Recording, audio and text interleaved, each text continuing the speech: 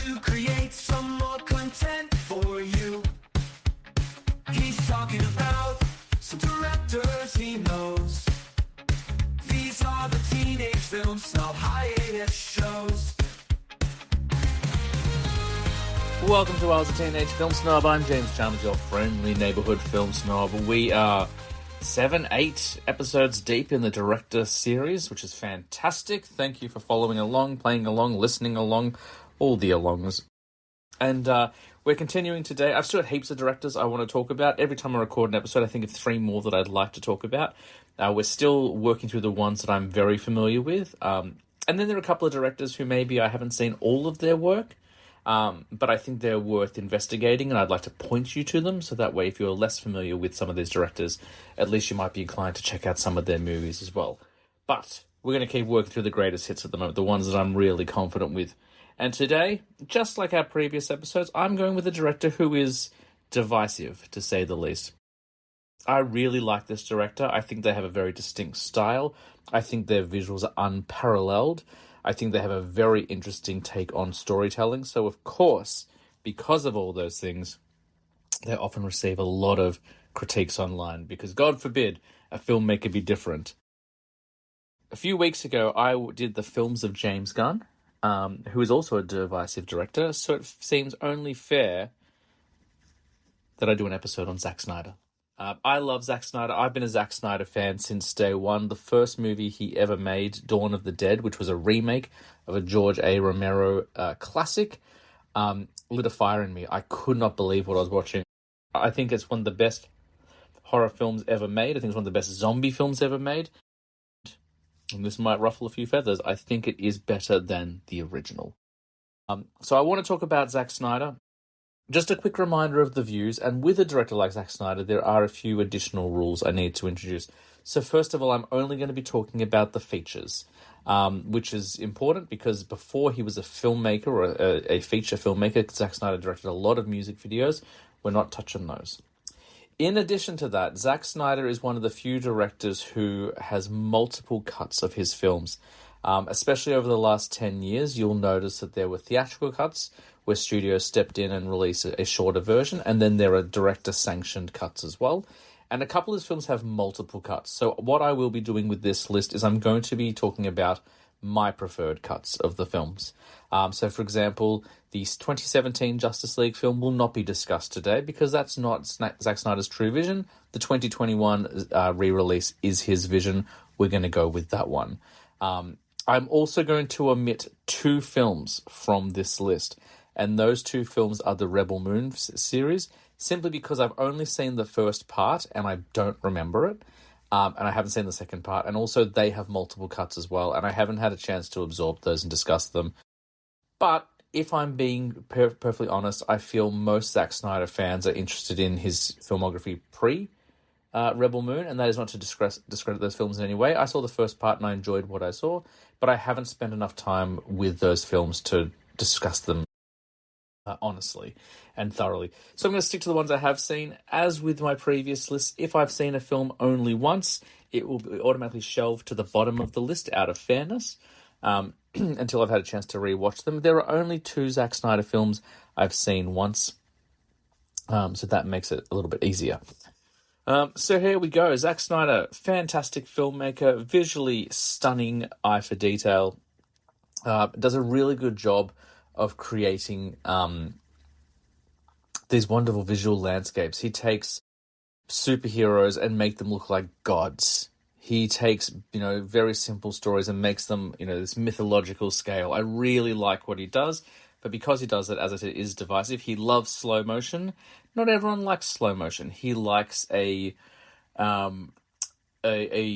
less bright color palette, and I am appreciative of that as well. Not everything has to be bright and colorful. I like bright and colorful for certain films. I like the restraint in others, and I think he's a very restrained filmmaker. But he is very deliberate in his use of color. If you look at the capes in 300, for example, all the red is very, very deliberate. If you look at The Watchmen, color is very important. So there's a slew of wonderful things to talk about here. We are going to talk about 9 movies today. And in 9th place, I'm talking about his first direct-to-Netflix film, which was Army of the Dead. Army of the Dead was announced after the Snyder Cut. Zack Snyder made an overall deal with Netflix, and he was going to be working with them moving forward after dissolving his relationship with Warner Brothers.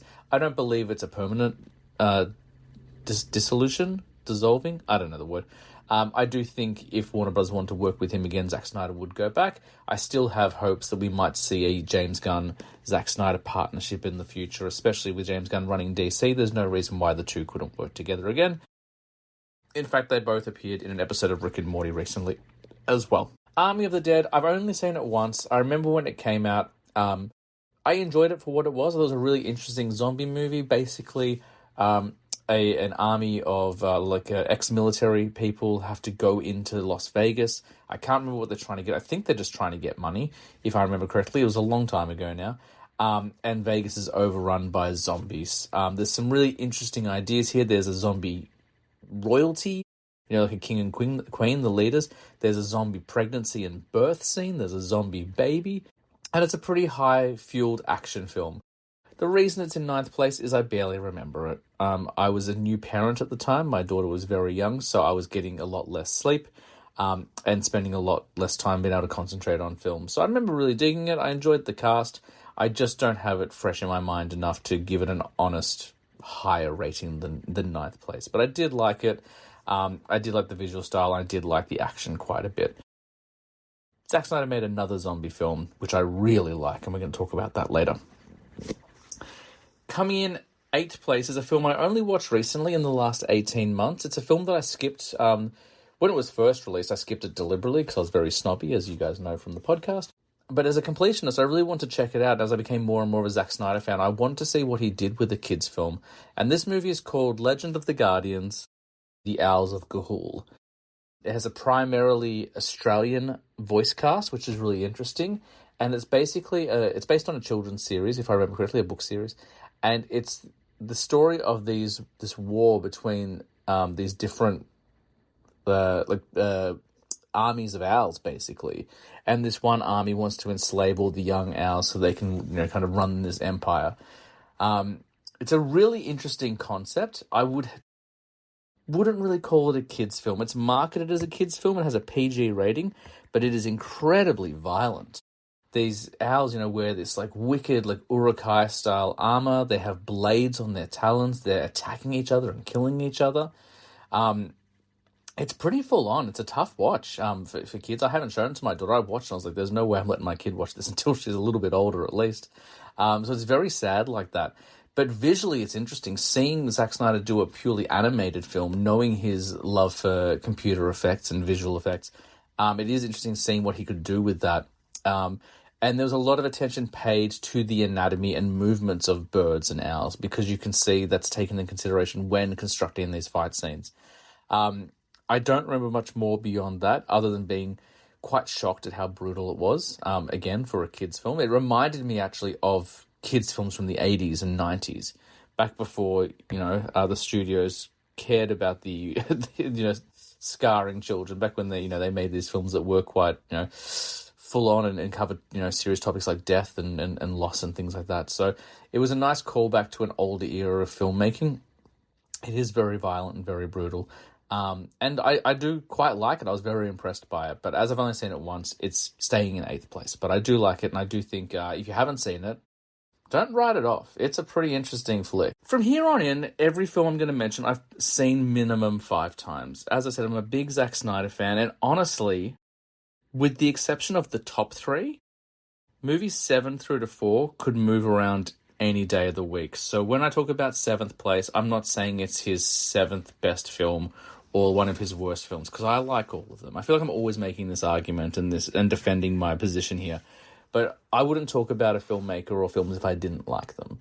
I try to be positive on this show. There are certainly things that aren't my taste. If they're not my taste, I'm not talking about them. Really, what I'm doing is which is the most awesome and which is slightly less awesome when I talk about these films. So in 7th place is a fascinating film. I remember seeing this film in theaters. Tina and I went to go see it together. We were blown away by the visual style, by all the different dream sequences. We came home back to her place. This is back before we were living together. This is 2008. 11, I want to say. We came back to her house. Her mother had the TV on. On TV was David and Margaret at the Movies, which is the Australian movie review program, similar to a Siskel and Ebert. And David was talking about this movie, and he talked about how much he hated it and how it felt like a video game. And Margaret called him an old fuddy-duddy and said it was magnificent. So I was very happy to hear Margaret take my point of view on that. If you haven't figured it out by this stage, the film I'm talking about is Sucker Punch. Sucker Punch is incredible. It's often overlooked. People say it's style over substance. It doesn't have enough going on. There is plenty going on in this film. It's just below the surface. You have to go digging a little bit more. Sucker Punch follows the story of 5 girls who are locked in an asylum. Emily Browning, and I am blanking on every other person in this film. Carla Gugino is in it. Oscar Isaac is in it. John Hamm plays the doctor. And I can't believe I'm forgetting everyone else. Jenna Malone is in it. And basically, these 5 girls are living in this asylum. It's a period piece. I don't know what year it is exactly, but it's not present day. And we start with Emily Browning, who plays a character called Baby Doll, and she is sent to an asylum for being accused of murdering her stepfather or stepmother, a step-parent for sure, who was abusive. And throughout the course of the film, she becomes friends with these other girls, and she's trying to figure out the best way to escape the asylum. She's been wrongfully imprisoned. They're being medicated. They're being abused within the asylum, and they're trying to find their freedom. And every time they suffer at the hands of their abusers within the asylum, they go into this almost shared dreamlike experience where they visualize themselves at war with their oppressors. And herein lies all the creativity and the CGI expressionism. And we have them in robot suits, we have them in a war, we have them fighting dragons. And it's really, there's one bit where Baby Doll, and she's wearing this sailor's outfit. It's a very iconic imagery. It's actually on the Blu-ray box set, Blu-ray cover and stuff like that. And she's fighting a giant like ninja or samurai.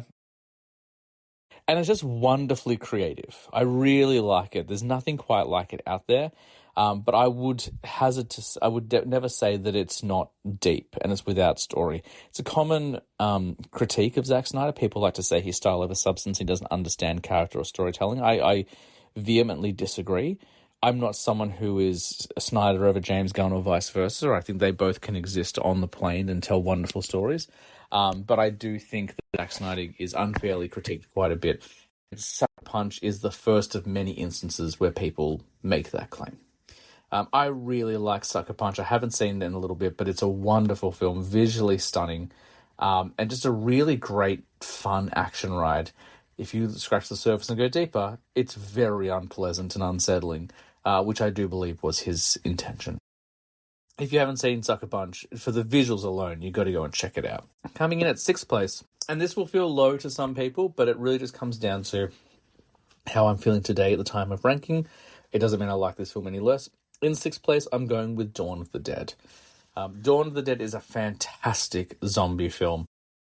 It takes what Romero did and it elevates it. It makes it a high-paced action film, but it does a lot of quiet things as well. I actually talked about this film on the Midnight Terrors podcast years ago, my first appearance on their show.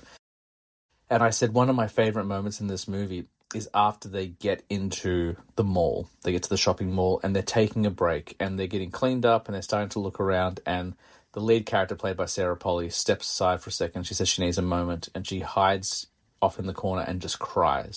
And the camera sits on her for a good 2-3 minutes.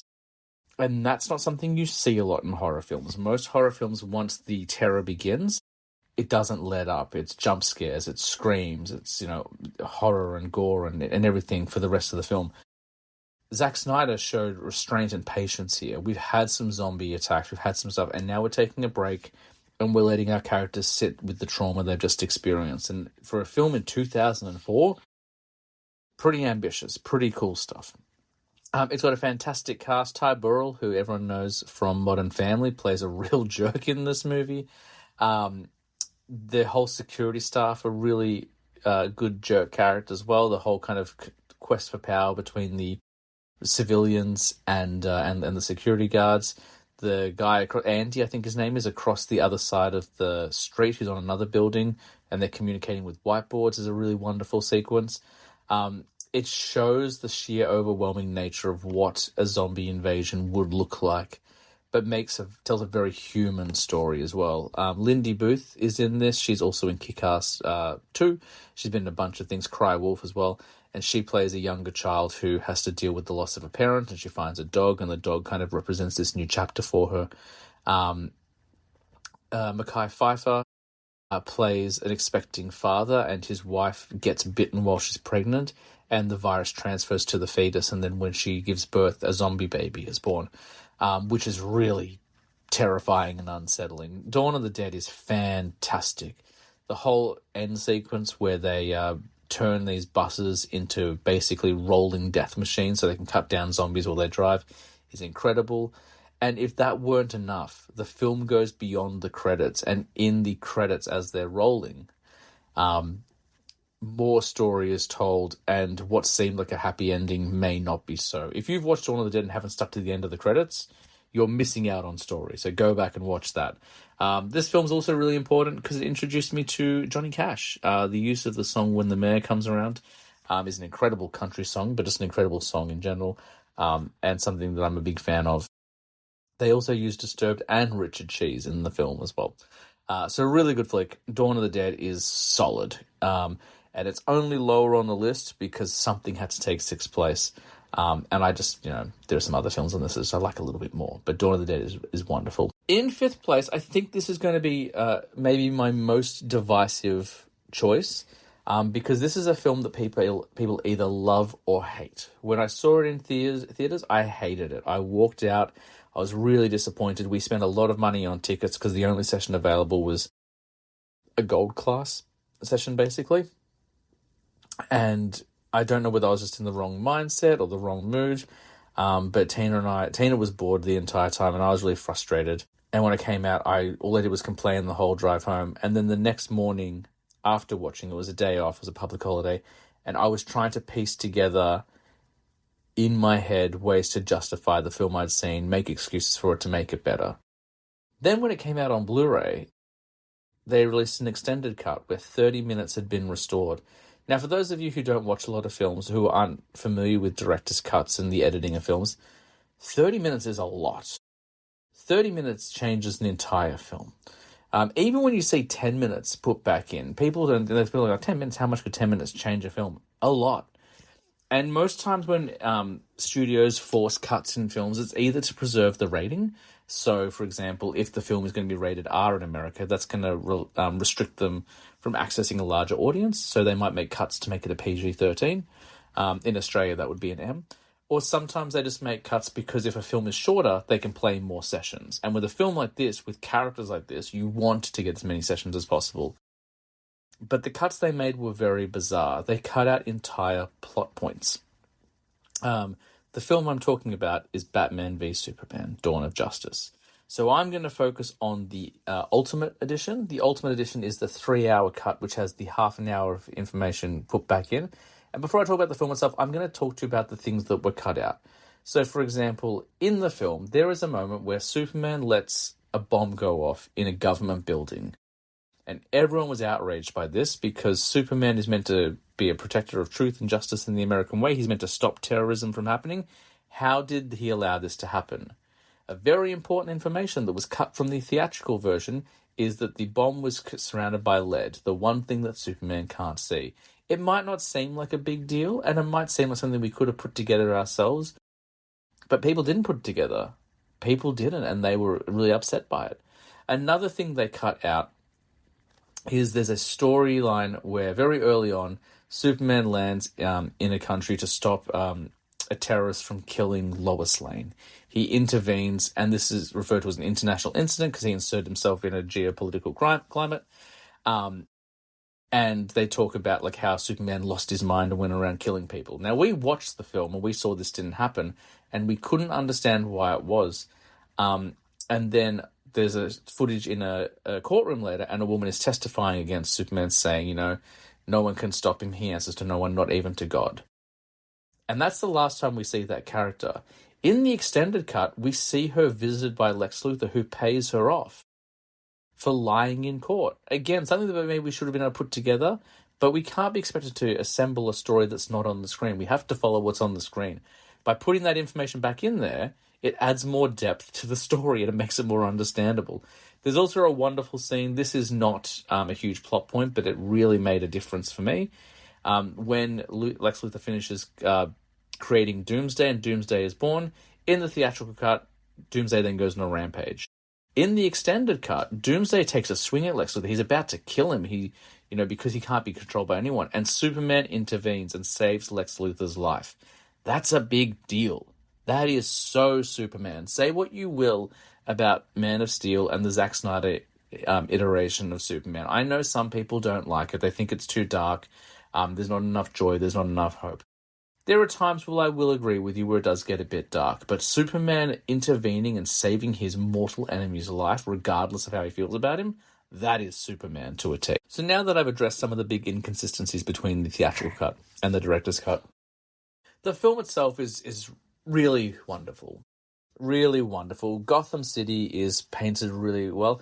The only thing I would have liked is, we used, Zack Snyder chose to use some lesser-known villains. KG Beast shows up in the film quite a bit. It would have been nice to have some of Batman's rogues that we're more familiar with, just to make it feel a little bit more world-building. Because there is some world-building stuff in here, the Flash and Aquaman and Wonder Woman and Cyborg all showing up throughout the film. But it felt very much more like a Superman film than a Batman film. And I think Gotham could have been made a little bit richer, a little bit more kind of thought out and established if we just had a few more references to some of the earmarks we're more familiar with. But that being said, this is not a fight film. I think that's the other problem that this film had, or at least the way it was received. It was advertised, again, not by Zack Snyder, but by the studio, as a fighting film. It's Batman versus Superman. It's fight night. They're going to clash. And they do have a fight sequence. It's about 2 hours into the film. If you're watching the extended, it's almost 2.5 hours into the film. That's the first time they really fight. This came out the same year as Captain America Civil War, which was just superheroes fighting and fighting and fighting and fighting and fighting. So it was on the back foot because it was advertised incorrectly. Zack Snyder himself said it's not a fight film, it's a battle of ideologies. Superman trying to fight the good fight while staying good and maintaining peace and order, and Batman relying on brute strength to force peace and order. That's a fascinating story, but it wasn't marketed that way. It wasn't sold that way, so people were very confused why there was so much talking and so much philosophical debate in this film. The performances are excellent. Ben Affleck is probably the best Batman we've had. I like all of our Batman actors, but I like this version. The warehouse fight people talk about as being a highlight of the film. I tend to agree. It's amazing watching one man take down an entire room full of thugs. I don't mind that Batman is more violent in this film. Another critique of this movie is that Batman kills. Now, Batman has killed in the comics, and Batman has killed in the movies. If you go back to 1989's Batman, Michael Keaton's Batman lets Joker fall from atop a building. If you look at the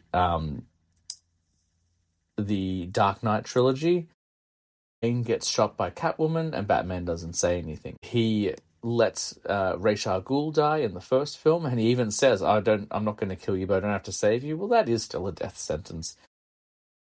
And he basically kills Two-Face at the end of The Dark Knight. So Batman has killed in the films before. I appreciate that this particular version of Batman was a lot more violent and seemed to take pleasure in some of the brute force he was taking. But I do think that can be justified as well. And this is one of the arguments that I had in my head after watching the film, because I really struggled with this one originally, seeing this version of Batman be a bit more of a bully, a bit tougher, someone who kills. This is a very aged Batman. This is a Batman who's in his mid-40s. He's arguably been Batman for 20 plus years. In the comics, Batman meets Superman and Wonder Woman and the Justice League a lot earlier, probably in his mid to late 20s. That Batman still has hope. This Batman doesn't have hope. He's never had help. The only help he's had were Robins, and one of them was killed. And he's never had a support system. And, it might seem silly to say with a superhero film, but superheroes need friends too. And if Batman had have met Superman 20 years earlier, we'd probably have a very different version of an old Batman. But this Batman is grizzled and overwhelmed and at the end of his rope. And also, if you look at other Batman stories, if you look at Kingdom Come, that Batman is very grizzled. He has robot bat guards protecting Gotham. If you look at The Dark Knight Returns, this is a Batman who doesn't pull his punches. There are a lot of things going on. Even The Killing Joke. This is a Batman who pushes himself further and is a lot more violent. So Batman has done this, but for whatever reason, people took particular issue with this film. But Batman v Superman, I really like. I like the only thing I really not even dislike, but maybe I think goes on a little bit much is the Doomsday fight at the end. I think the Doomsday fight is a very big CGI battle, and obviously with characters like Superman and Wonder Woman, you need to have something that can challenge not just one of them, but all three of our superheroes, our Trinity, because if it's just a regular thug, then that fight's over very quickly. But all the lightning effects and stuff like that, I thought was a bit much personally. But there's a lot of wonderful iconography in here. Visually, it's stunning. Gal Gadot as Wonder Woman, I think this is the best performance of her appearances as Wonder Woman. I know she gets her own film later, and she is good in that. But I really like how sparingly she is used in this. I like the time travel stuff. I like seeing Flash use his time travel suit. And I like the nightmare visions, which will come back later in another Zack Snyder film. But yeah, I think this is mostly a misunderstood film. And I'm not saying people don't get it. I'm not saying that at all. It's a very elitist thing to say, oh, you just don't get it. But I do think it's misunderstood. And I think that's less to do with the audience and more to do with the way that it was marketed. You know, if you look at the posters, if you look at the DVD and Blu-ray box art, they were all like made up like wrestling posters. Like, it's fight night. They're going to clash. They're going to fight each other. And they do. But it's much more a battle of ideologies. But it's a wonderful film. I'll talk about Lex Luthor as well quickly. I love Jesse Eisenberg as Lex Luthor. I think he talked recently about how that casting really hurt his career. That's really upsetting to hear. I think that he's one of the best performances in the film. I know it's divisive. I know people don't like giggling, weird, long hair Lex Luthor.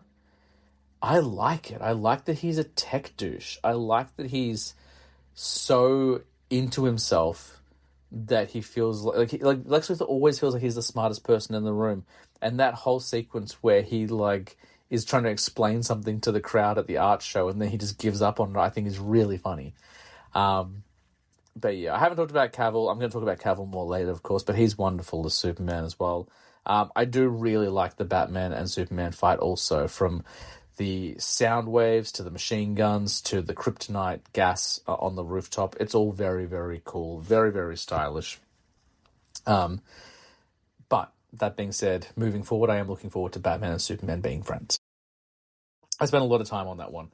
Let's jump ahead to number 4. We're in the top 4 of Zack Snyder's films now. In 4th place, I'm going with his sophomore effort, his second film, which is a movie called 300. 300 is based on a Frank Miller story. A lot of Zack Snyder's films are inspired by Frank Miller. He's clearly a fan of the man's work.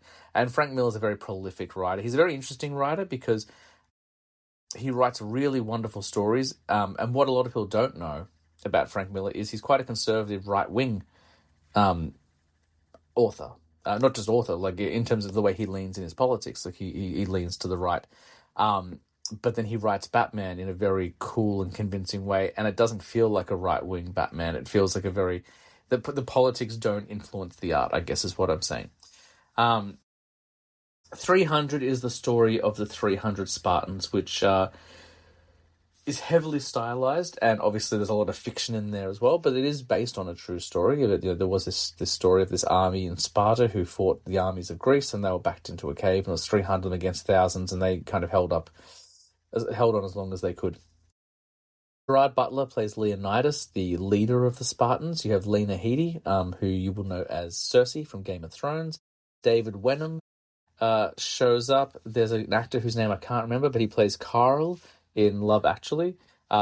He plays Xerxes in this. And basically this is the story of Xerxes, this new kind of emperor leader who claims to be a god, and he wants to basically conquer every army in Greece and in Europe and make them join his army.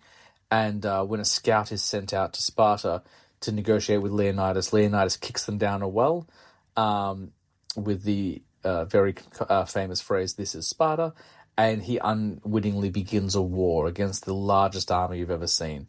It's an incredible looking film. You can start to see Zack Snyder's visual style in this film. You don't see it in Dawn of the Dead. Dawn of the Dead, it looks... If you didn't tell me it was Zack Snyder, I might not have known. 300, we're starting to see that visual style. CG enhancements on live-action performance, the introduction of green screen. And it's wonderful. The fight scenes are incredible. Really, really incredible. The use of colour, considering it's a very sandy desert kind of swords and sandal movie, there's a lot of colour, and the use of blood against sand is always visually striking. There's some wonderful performances, the fight scenes, the costuming and the masks, and the different types of warriors that join the fights are wonderful. It's just a true work of art. Very, very cool. If you have not seen 300, go and check it out. It's really fun and a great kind of war movie. Bit of a trigger warning, there is some sexual violence in this film. I think it's the only... No, actually, no, it's one of two Snyder films that does have it. And it can be obviously upsetting to watch. But like most films that use that, there is swift retribution later and revenge taken upon the perpetrator. But it's a really excellent film and well worth your time. And what a great second movie by someone. I love 300. It's fantastic. All right. Now we're heading into the top three. And I think that these three would probably be on most Snyder fans' top three list. At least two of them. We are heading into superhero territory exclusively now. And with these films, I do find them fairly interchangeable. Even as I was writing the list, I was trying to figure out which one I liked the most out of the three. And the truth is, it would change every day. So today, in third place, I'm going with probably his most famous film just because of the online support and outcry and the way that it's divided film fans. Not Zack Snyder's fault, of course. Just it's become a movement and a culture clash and things like that. But that doesn't stop it from being an incredible film. And this is 2021's director's cut of Justice League, Zack Snyder's Justice League. This is a 4-hour movie. And a lot of people who don't like Snyder, a lot of people who like to critique him, feel that, will argue that 4 hours is unnecessary, it's too long. Like, if he just sped up the slow motion, we could get it down to 2.5 or 3 hours. I don't think that's true, because the blueprint, the roadmap for DC was very different for Marvel. In Marvel, when they started building their universe back in 2008, they went down the logical route. Introduce a bunch of characters, and then at the end of those movies, do a team-up movie. That makes the most sense. DC didn't do this. They could have done it, but I think in a way they didn't want to copy Marvel. They want to do their own thing.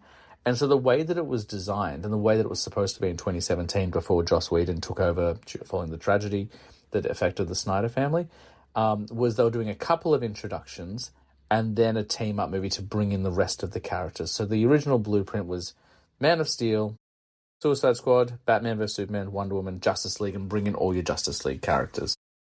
It's hard to bring in 3 or 4 new characters in a 2-hour movie. The fact that Justice League, the original theatrical cut was 2 hours is insane.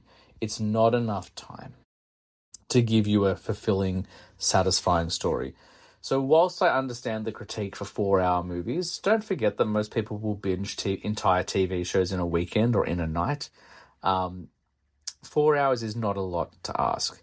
The beauty of the physical release, if you bought it on Blu-ray like I did, is the movie is split over 2 discs. You get 2 hours per disc, so you can turn it into a double feature. You can turn it into a weekend thing where you watch one part one night and another part another night. I would go so far as to say that Justice League is maybe the most comic book film I've ever seen. There's tons of splash pages represented here. So many cool visuals. This film really lends itself to Zack Snyder's style. And whether you like him or not, I think this film is a triumph. We get a direct connection to the end of Batman vs. Superman with the death of Superman and how his death echoes through the universe and it wakes up the mother boxes. We get Batman and Wonder Woman working together to try and track down not only the mother boxes but also other people who could join their cause to fight the armies. We're introduced to the Flash, and this version of the Flash is the best version. Flash for this universe, I still love Grant Gustin as the Flash in the TV show. I think he's fantastic. But if you look at his introduction in Batman vs. Superman, he doesn't have a lot to do. If you look at the Flash movie, I quite enjoy the Flash movie, but I think it's severely underrated, actually. But given kind of the amount of rewrites and kind of change of directors, it is a bit of a Frankenstein film. This one, I think they really get it. They get the joy of Barry Allen and what it means to be the Flash, but also the suffering that comes with being Barry Allen, and the responsibility that comes with being the Flash, as we see in the speed of I want to say the speed of light, but I don't think it's called that. But the final sequence where he runs around trying to repair the timeline. So I think that's really well done. We get a gruff version of Aquaman. He's kind of made to be a bit of a joke in the 2017 one. He's got a lot of catchphrases. This one, he's a little bit more of a badass. Wonder Woman's done really well. And Cyborg, probably of all the characters, gets the most to do. His storyline was cut down significantly in the theatrical cut. This one, we get a lot of Cyborg stuff. On top of that, not only do we get a much better visual design of Steppenwolf, that's the first thing. He looks so much better. But also this version of Steppenwolf has a much more clear motivation, a better backstory as to why he is approaching Earth and why he can't go back to Apocalypse. And we get Darkseid. And that's maybe one of the coolest things ever. I'm a huge Darkseid fan. I think Darkseid's an incredible character. Even though he looks a lot like Thanos, their motivations couldn't be more different. Thanos in the comics wants to seduce the character of Death. He's in love with Death and wants to marry her. In the comics, Darkseid wants to hunt down the anti-life equation. He wants to be the supreme ruler of everything. He wants to just be... And there's this wonderful storyline called Rock of Ages. It's a Grant Morrison Justice League story. And there's this wonderful issue where, to demonstrate his power, they keep repeating the phrase Darkseid is, which I quite like. I think that's pretty cool. We get some Green Lantern action. We get... in the history lesson, we get a little bit more of the Green Lanterns, and we also get Martian Manhunter. Martian Manhunter wasn't in the original plan. It was meant to be Green Lantern, but the studio said no. So they put Martian Manhunter in instead. I do honestly believe that was just thrown in for fun. It doesn't really do much for the story. If you wanted to cut something from the film, I think the Martian Manhunter stuff could be cut. I also think you could probably cut the Nightmare sequence stuff, the stuff with the Joker at the end of the film with Deathstroke. That was all put in there as fan service. It's cool. It looks awesome, but it is it's just chucked in there. I really like it. I like the character dynamics. I like their interactions and their relationships a lot better in this version. The film just has time to breathe, you know? And, let's also remember, again, people critique this for being too long and for being unnecessary. Peter Jackson released 3.5-hour cuts of Lord of the Rings. He released his films that were already long and then released longer versions later on home video to uproarious applause. I only watched the extended cuts of Lord of the Rings. That's the way to watch them. And I think with Justice League, the only way to watch it is the extended cut as well. I love this film. It could, on any day of the week, be my number one film, but today it's in third place because there are two films I just like a little bit better. So, in second place, and this was very close, almost my first choice, but in the last minute I put in second place. I think it's a fantastic film. It's also a divisive film, being a Zack Snyder film. It is Man of Steel. I love Man of Steel. I've talked about Man of Steel recently, back before the 2025 Superman came out. I did a Superman chat. I talked about some of my favorite Superman appearances, or some of my favorite DC films, actually, sorry. And Man of Steel was my introduction to Superman. It was the first Superman I really watched. I didn't watch the Reeve films until a little bit later. I might have seen Superman Returns, but it didn't make a lasting impression on me. But when Man of Steel came out, and I knew it was from the director of Sucker Punch and Watchmen and Dawn of the Dead and 300, my ears perked up because I liked the idea of that. And the trailers were so epic. I always considered Superman to be a bit of a boring character, and that's not a Superman problem, that's a me problem. I just didn't get it. So when I saw Man of Steel and I saw that it was a little bit darker, a little bit edgier, and Superman had more human problems and more complicated problems, I liked that. I liked that they made him struggle with things. Henry Cavill is wonderful in the film. Michael Shannon's Zod is maybe one of the best comic book film villains of all time.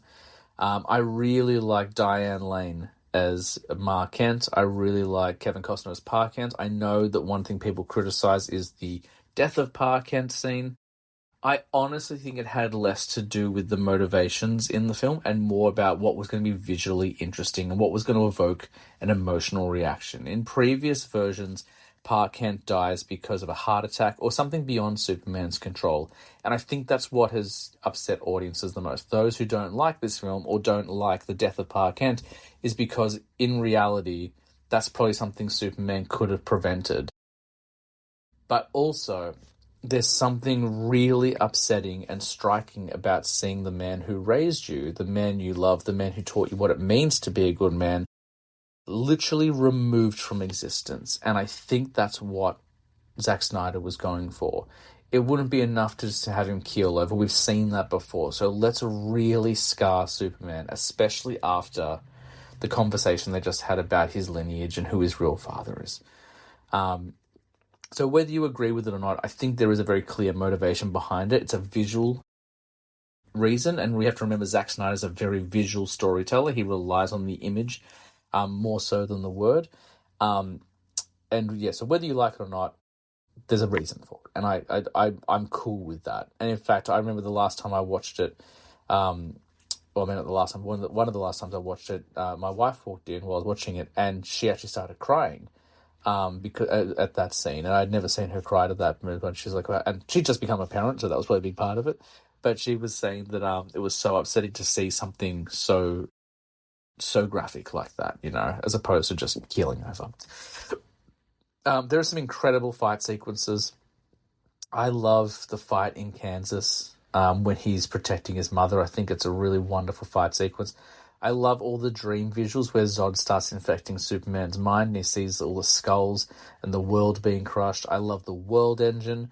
I love everyone from the Daily Planet. Lawrence Fishburne as Perry White is fantastic.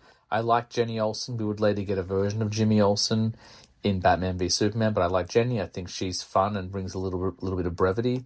I like Christopher Maloney as one of the soldiers, and we've also got the guy who would end up being Martian Manhunter through a bit of a retcon. I like the Battle of Metropolis.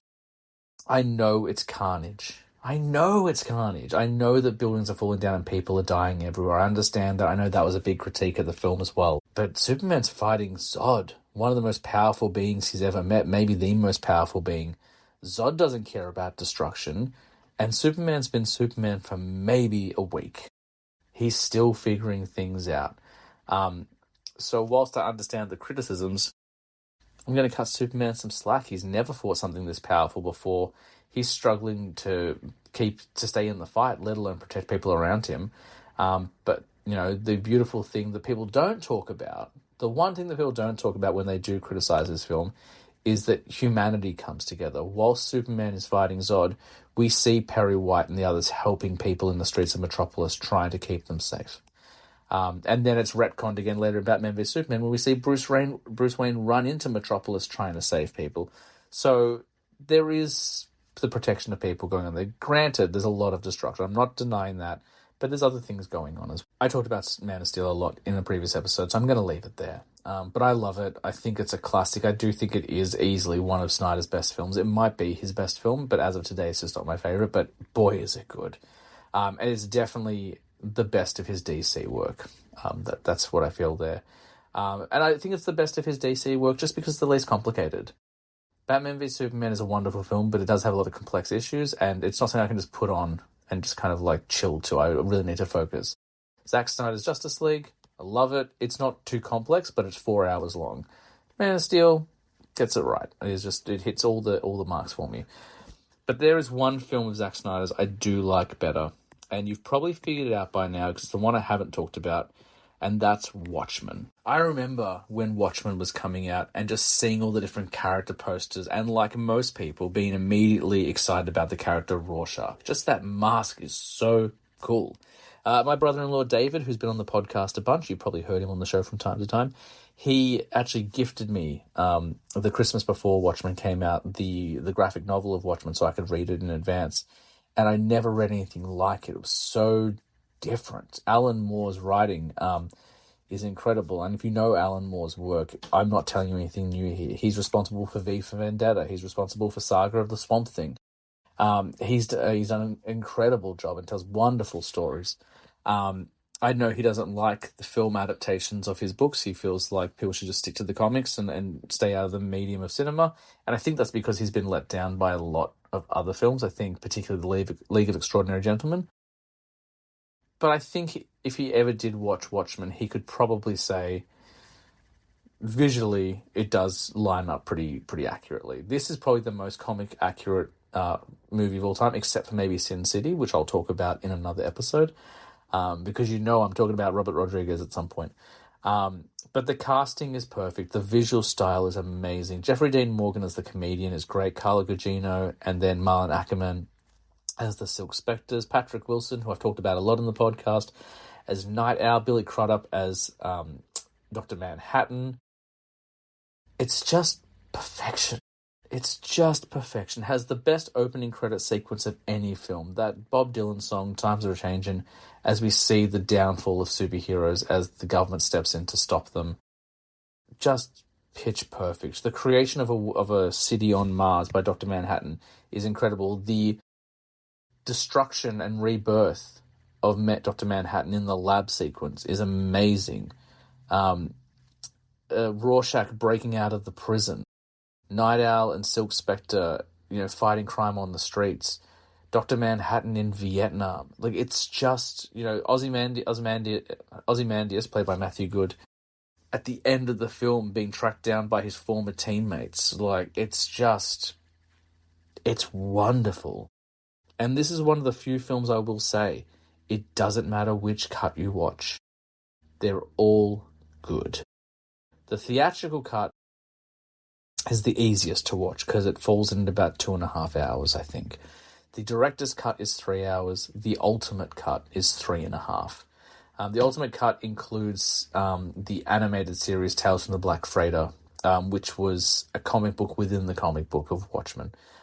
It's not required viewing, but it adds a little bit more to it, and it's kind of fun. But you can watch the director's cut or the theatrical cut and have a great time with it as well. Again, this film does have a little bit of sexual violence, so trigger warning there. The comedian attacks Silk Spectre at a certain point, which is another interesting concept. The act aside, the idea of superheroes not only not being perfect, but sometimes being as bad as the villains themselves. It's so good. It's such a great movie. It's really wonderful. There's nothing out there like Watchmen.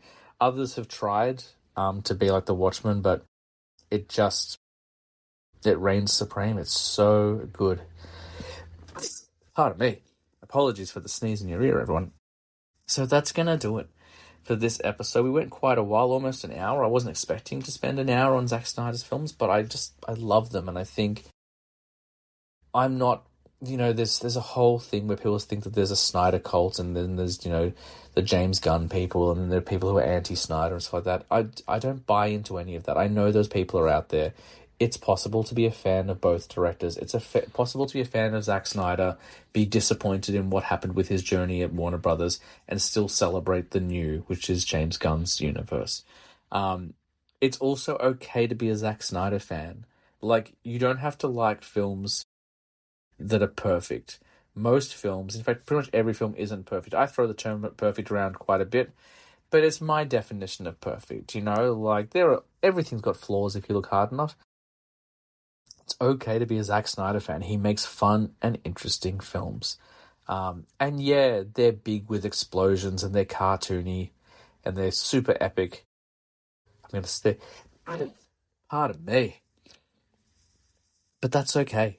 He's a great filmmaker, and he seems like a really good dude as well. Every interview I see, he seems like a very nice guy. So before getting out of here, I'll go through my ranking one more time, and then we'll go. So from 9th to 1st, in 9th place we have Army of the Dead. 8th place, Legends of the Guardians, The Owls of Ga'Hoole. Sucker Punch in 7th. Dawn of the Dead in 6th. Batman v Superman, the Ultimate Edition in 5th. 300 in 4th. Zack Snyder's Justice League in 3rd. Man of Steel at 2nd place. And my number one pick is Watchmen. Any version of the film. Which is a rarity. Generally, people prefer one version over the other, but I think with Watchmen, any version is fine. So, sound off in the comments. Did you agree with me? Would you rank the Snyder films differently? Do you like Zack Snyder? Do you, hopefully, having listened to mine, realize it's okay to like both? I sure hope you do. But regardless of how you feel, that's my episode on Zack Snyder. We will be back next week with another director focus. But until then, thank you for supporting. Check us out on all the socials. And as I say every week on this podcast, guys, I was a teenage film snob, but I'm trying to be better. I'll see you next week.